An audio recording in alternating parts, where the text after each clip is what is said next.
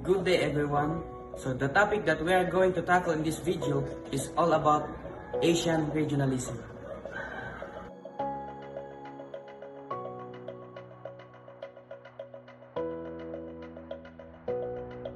What is localization? So localization refers to the development and emphasis in local identities such as cultures, economies, or administrative power. So within a specific geographic area or a region. So it is the process by which regions form their distinct characteristic, often in response to political, cultural, or economic factors. So in summary, localization is all about developing its local uniqueness or culture. So the next one is the difference between regionalization and globalization. So regionalization. Regionalization is a process of building and deepening political, economic, and cultural ties within a specific geographic region. So it often involves cooperation among nearby countries or states to promote shared interests and address common challenges. So on the other hand, what is globalization? So globalization is the broader process of worldwide interconnectedness and interdependence that transcends regions, involving global flows or trade, information, culture, and capital regionalization. So, focuses on local or regional integration while globalization is in scope. The number 3 is definition of Asian regionalism. Asian regionalism is a political economic ideology that promotes cooperation, integration, and identity among countries in Asian region. It emphasized regional economic growth, political stability, cultural exchange, and collective efforts to face economic and social challenges together. This regionalism arises from shared cultural, historical, and economic ties, as well as geopolitical interests.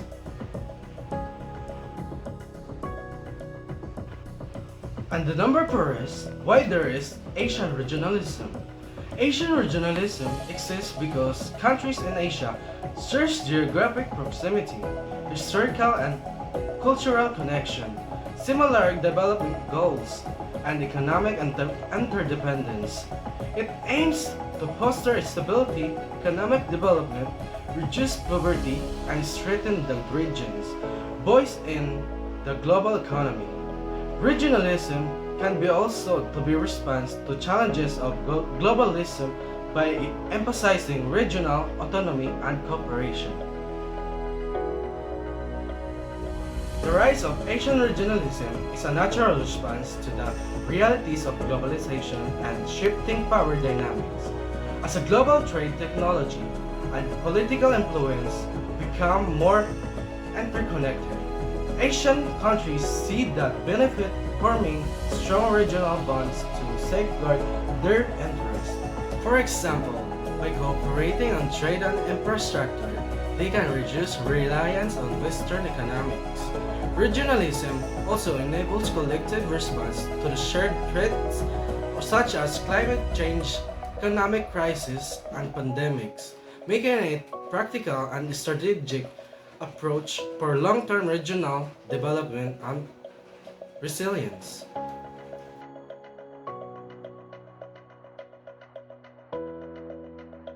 The next topic is number 5. What is an example of regionalism? Example of regionalism. The Association of Southeast Asian is a prime example of Asian regionalism. ASEAN promotes political, economic, and social cooperation among its 10 member states to enhance regional peace, stability, and economic integration. Because it is a state-led organization established in 1967 to foster cooperation, economic growth, and regional stability through formal agreement, common institution, and coordinated policies among its member states in Southeast Asia. Its goal include promoting economic development, maintaining regional peace and security, and providing a collective voice for its member on the international stage. Next is number 6. Regionalism in the Philippines. The Philippines participates actively in Asian and other regional frameworks. It uses these platforms to promote regional security, economic cooperation, and cultural exchange. The country's archipelagic nature also fosters internal regional identities, complementing its role within larger Asian regionalism. Regionalism has been defined as a political ideology that favors a specific region over a greater area. This is usually due to political separation, religious geography, cultural boundaries, linguistic region, and managerial division. In the Philippines, regionalism can be traced throughout our story and geography. Now, I will be discussing the difference between regionalism and globalization. First, regionalism refers to the process by which countries within a specific geographic region form closer economic, political, or cultural ties. The main goal is to strengthen regional identity, self-sufficiency, and development. This often happens through regional trade agreement and decentralized decision-making structures. In short, regionalism focuses on cooperation within the limit areas of region. On the other hand, globalization refers to the broader process of increasing interconnectedness among countries worldwide.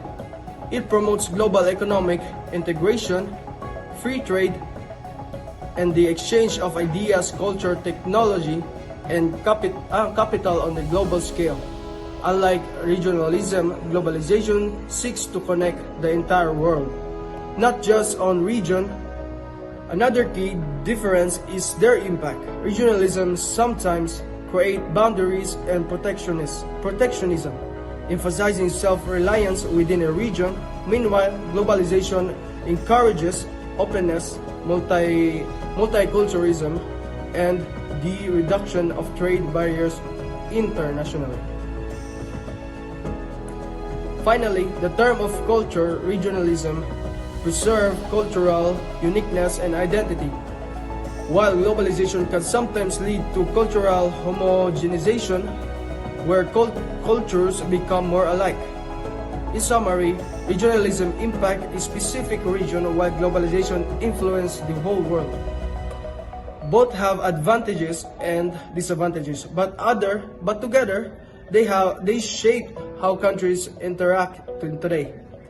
Interconnected society. In summary, regionalism impacts a specific region while globalization influences the whole world. Both have advantages and disadvantages, but together they shape how countries interact in today's interconnected society.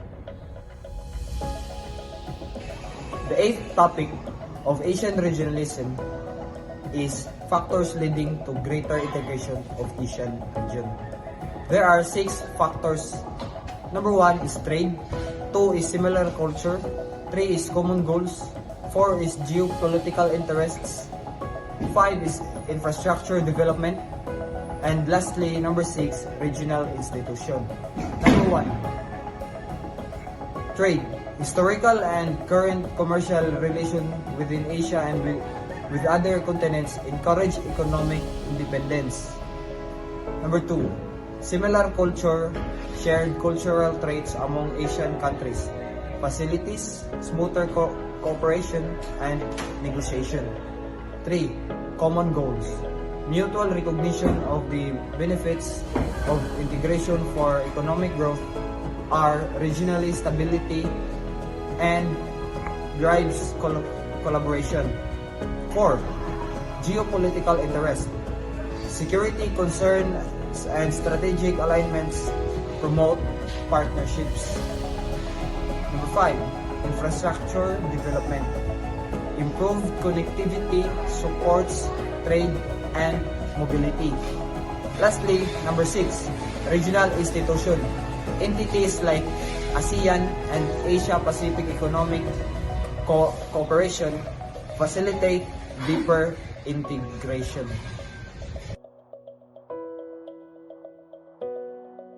Analyze how different Asian states confront the challenges of globalization and regionalization.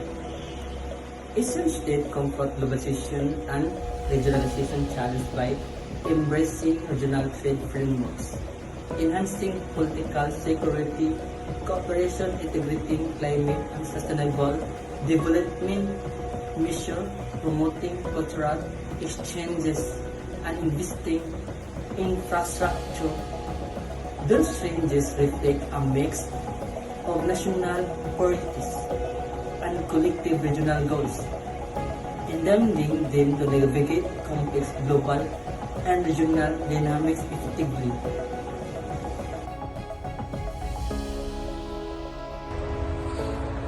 Regionalism also comes with some disadvantages. First, it may cause the exclusion or marginalization of non-member states, leaving them behind in terms of trade and cooperation. Second, regional rivalries and conflicts can arise when countries compete for influence or resources. Third, differing national interests make collaboration more complicated since each country has its own priorities. And finally, there are challenges in harmonizing policies as countries may be reluctant to give up parts of their sovereignty.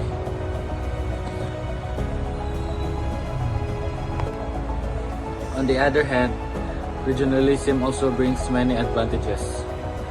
First, it promotes economic growth and helps reduce poverty through trade and investment. Second, it enhances political stability and collective security by encouraging cooperation among member states. Regionalism also strengthens cultural ties and fosters a shared identity among nations.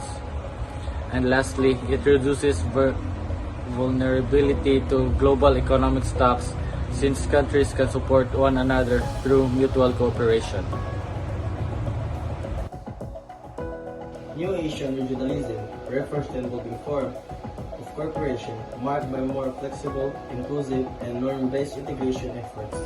ASEAN transformation into the ASEAN economy, community, and corporation in Asia-Pacific Economic Corporation exemplify these trends, reflecting adaptation to global economic realities and rival Western regionalism models. So these concepts highlights a shift toward more flexible, inclusive, and norm-driven cooperation among Asian countries. It's best seen in ASEAN evolution into the ASEAN economic community and its collaboration with APEC, both adapting to global economy changes and offering an alternative to Western-style regionalism. New Asian regionalism refers to an evolving form of cooperation marked by more flexible, inclusive, and norm-based integration efforts. ASEAN transformation into the ASEAN economy, community, and corporation in Asia-Pacific Economic Corporation exemplify these trends, reflecting adaptation to global economic realities and rival Western regionalism models.